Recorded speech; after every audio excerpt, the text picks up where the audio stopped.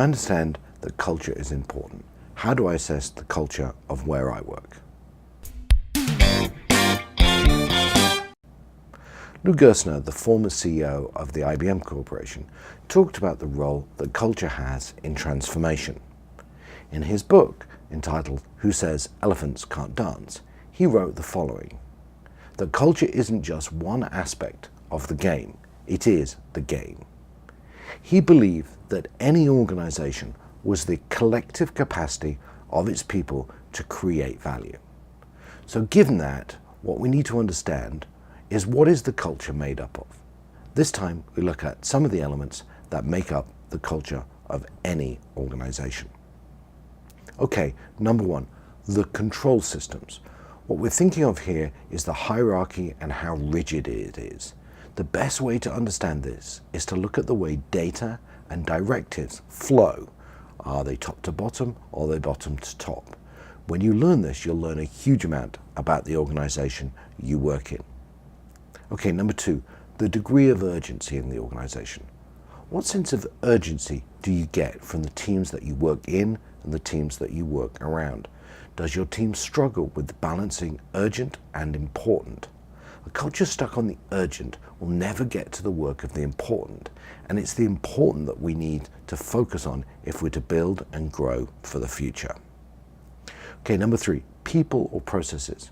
When it comes to work and your organization, do they think people first, or do they think processes first? Now look, one is not better than the other. There's no right answer here, but it'll tell you a lot about how your organization works and what its culture is. Number four, the decision-making process. In some organizations, decisions are made at the top. They come like tablets of stone from the senior executives all the way down the organization. In others, decisions are made by consensus, and we all need to be aligned before we can move forward. There are others still that drive decisions to the lowest point in the organization and then move them up from there. Whichever type you're in, whichever none is right or wrong, it will tell you a lot about the culture of your company. Number five, organizational orientation.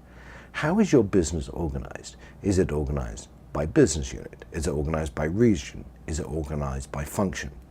Look for who has the profit and loss, the P&L, and you'll find out where the power in that company is. Number six, personality. Is your organization's personality formal? Is it informal? Is it trendy? Is it old-fashioned? Or is it something else? Each of these different characteristics will tell you something about the way the company is going to react to change and how it's going to enforce policy.